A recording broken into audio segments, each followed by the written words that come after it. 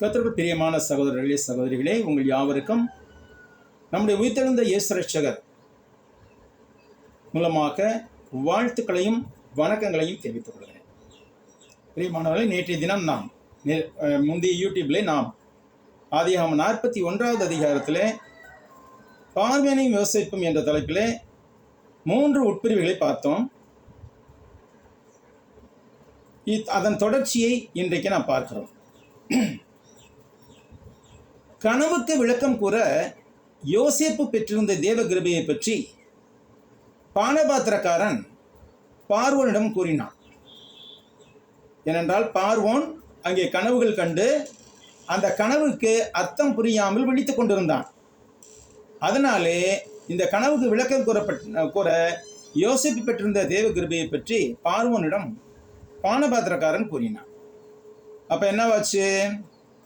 உடனே பார்வோன் யோசேப்பை தன்னிடம் கொண்டு வரும்படி கட்டளையிட்டான். பார்வோனின் சேவகர்கள் காவல் கிடங்கிற்கு சென்று யோசேப்பை பார்வோன் அழைத்ததை கூறினார்கள். அவன் உடனே சவரம் பண்ணி வேறு உடை அணிந்தவனாய், ஏன்னா கைதியா இருக்கிறப்ப ஒரு மாதிரி இருந்திருப்பான், ராஜா கிட்ட வந்து நிற்கிறப்ப மெஜஸ்டிக்கா நிற்கணும். அதனால சவரம் பண்ணி வேறு உடை அணிந்தவனாய் புறப்பட்டு வந்து பார்வோன் முன்னால் நின்றான். அப்போது பார்வோன் யோசேப்பை நோக்கி, நான் ஒரு கனவு கண்டேன், அவனுடைய அர்த்தத்தை சொல்ல ஒருத்தனுமே இல்லை. நீ ஒரு கனவை கேட்டால் அதன் அர்த்தத்தை சொல்லுவாய் என்று உன்னை குறித்து கேள்விப்பட்டேன் என்றான். அப்பொழுது யோசேப்பு பார்வோனுக்கு பிரதியுத்தரமாக, நான் அல்ல, தேவனே பார்வோனுக்கு மங்களமான உத்தரவு அருளி செய்வார் என்றான். பானபாத்திரக்காரன்ட்டையும் சுயம்பாகிகளின் தலைவன்ட்டையும் சொன்ன மாதிரியே இங்க ராஜா கிட்டே சொல்றான் யோசேப்பு, நான் அர்த்தம் சொல்றதில்ல ராஜா, தேவன் தான் அர்த்தத்தை விளக்கப்படுத்துகிறார் என்று சொன்னான். அப்ப பார்வோன் தான் கண்ட கனவுகளை யோசேப்புக்கு கூறுகிறான். 17ஆம் வசனத்திலிருந்து 24ஆம் வசனத்து வரைக்கும். அங்கே பார்வோன் யோசேப்பை நோக்கி என்ன சொன்னான்? ஏற்கனவே நம்ம பார்த்தது தான், மந்திரவாதிகள்கிட்ட சொன்னது மாதிரியே இங்க யோசேப்பிட்ட சொல்றான். என் கனவில் நான் நதியண்டை நின்று கொண்டிருந்தேன். அப்பொழுது அழகும் புஷ்டியுமான 7 பசுக்கள் நதியிலிருந்து ஏறி வந்து புல் மேய்ந்தன. அவைகளுக்கு பின் இழைத்ததும் மகா அவலட்சணமும் கேவலமுமான வேற 7 பசுக்கள் ஏறி வந்தன.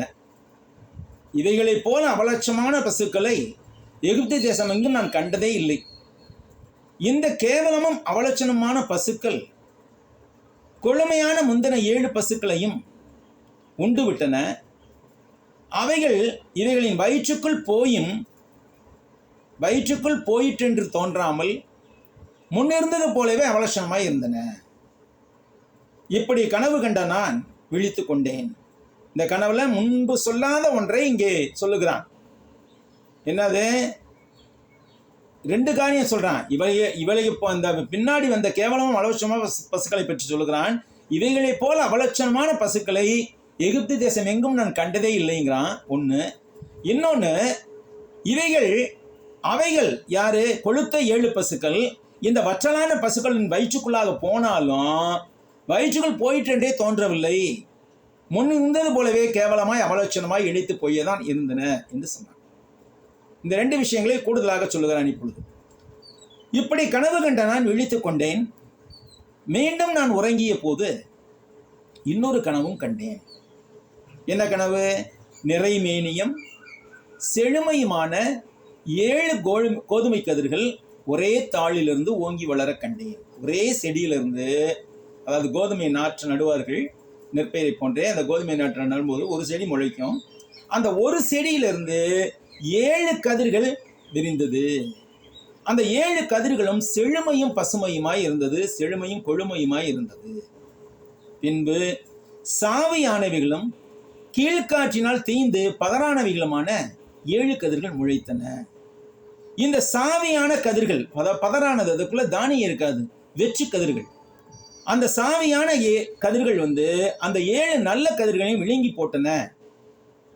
எனது மந்திரவாதிகளிடம் இவற்றை நான் கூறினேன், ஆனால் அவர்களால் என் கனவுகளுக்கு அர்த்தம் சொல்ல முடியவில்லை என்று பார்வோன் யோசேப்பிடம் கூறினான். இன்றளவிலும் கூட கனவுகளுக்கு அர்த்தம் கூறும் கலை என்ற ஒன்று மனிதர்களால் மேம்படுத்திக் கொள்ளப்பட்டு வருகிறது. அதை பற்றி பல புத்தகங்களும் எழுதப்பட்டுள்ளன. ஆனால் அவை யாவும் மனிதர்களின் வெற்றி யூகத்தின் விளைவாகவே இருக்கின்றனவே தவிர உண்மையானவே அல்ல. ஏனென்றால் கனவுகளுக்கு உண்மையான அர்த்தத்தை தேவன் ஒருவரே கூற முடியும் என்பது அன்றும் இன்றும் மற்றும் என்றென்றும் மாறாத உண்மையாகவே இருக்கிறது. வேதாகமத்தில் தொல்லையின் திரட்சியினால் சொப்பனம் பிறக்கிறது என்று நாம் வாசிக்கின்றோம். மனித சிந்தனையில் கனவை கொடுப்பவர் தேவன்தான். எனவே கனவிற்கான அர்த்தத்தையும் தேவன்தான் கூற முடியும். யோசேப்பு தேவனுக்கு பயந்தவனாக மற்றும் நீதிமானாக வாழ்ந்ததால் மற்றவர்களின் கனவுகளுக்கு அர்த்தம் கூறும் வல்லமையை தேவன் அவருக்கு அருளியிருந்தார். யாருக்கு? யோசேப்புக்கு அருளியிருந்தார். ஆக இந்த இடத்திலே நாம் பார்க்கும்போது யோசேப்பு தன்னை தாழ்த்துவதை நாம் பார்க்கிறோம். ஏனென்றால் அவன் கனவுகளுக்கு அர்த்தம் கூறக்கூடிய வல்லமையை பெற்றிருந்தாலும் அதை ஏதோ தான் சொல்வதாக சொல்வதே இல்லை. முன்பாடி பாத்திரக்காரன்ட்டே அதே தான் சொன்னான், இங்கே ராஜாக்கிட்டே அதே தான் சொல்றான். நான் அல்ல, தேவன் தான் இந்த அர்த்தத்தை எல்லாம் ராஜாவுக்கு சொல்வார் என்று சொன்னான். அதை கொண்டு பார்வோனின் கனவுகளுக்கு அர்த்தத்தை அவன் விவரிக்க தொடங்கினான். அந்த காரியங்களை குறித்து நாம் அடுத்த யூடியூப்ல பார்ப்போம். பிரியமானவர்களே, தபால் பாடத்திற்காக என்னுடைய வலைத்தளத்திற்காக நீங்கள் ஜெபிக்கும்படி உங்களை அன்போடு கேட்டுக்கொள்கிறேன்.